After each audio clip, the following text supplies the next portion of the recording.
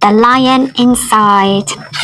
In a dry, dusty place where the sand sparkled gold stood a mighty flat rock, all craggy and old.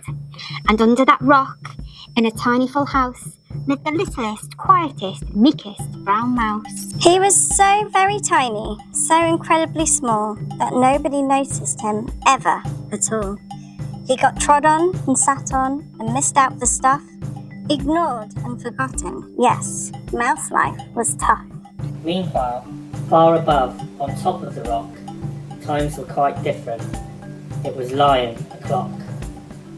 This huge toothsome creature made sure everyone saw how important he was by how loud he could roar! He was head of the pack, he was shouty and tough. He loved showing the crowd he was made of strong stuff. Yes, all were impressed by this mighty king cat. If only, thought Mouse, I could be more like that. There, late one dark night, in his Minnie Mouse bed, the cleverest thought popped into his head. He jumped from the covers and held up a paw. "I've got it," he said. "What I need is a roar!" I mean, what if this mouse with the weeniest squeak was a little more grrr and a little less meek? Well, he'd still be the smallest of fuzzy brown mice, but he'd make friends and join in, and life would be nice. Yes, thought the mouse. I must find out how. I will learn how to roar, and I will learn it now.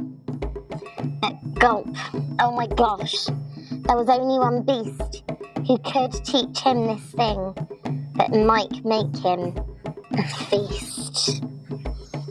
It was time to be strong. Take a chance.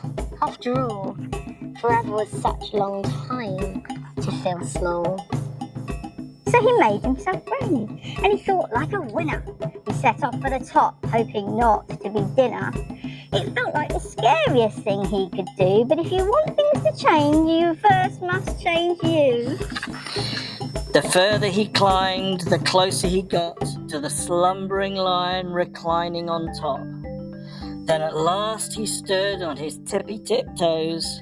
He found himself suddenly nose. Nose. Pardon me. Wake up, Mr. Lion, you've got company. Squeak, Mr. Lion. What I've come to you for is Squeak. Do you think you could teach me your roar? Silence befell that twinkling plain. Lion opened his eyes and puffed out his mane. Time slowed right down. Why, it felt like a week. Then he opened his mouth and let out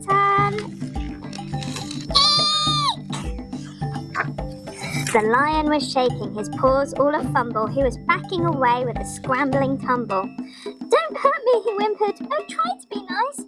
Well, my goodness, this lion was frightened of mice. Don't worry, Mouse Pete. I'm a friend, not a foe.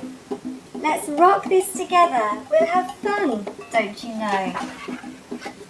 That was a magical moment for sure, when Mouse didn't feel at all small anymore. He'd found his true voice and learned to speak out. And for that, you don't need to roar or to shout. And from that day and always, the two were a pair.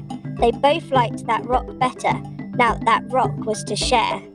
The mouse, while still little, felt big in his head, and Lion, he still roared, but with laughter instead. Yes, that day they both learned that no matter your size, we all have a mouse and a lion inside.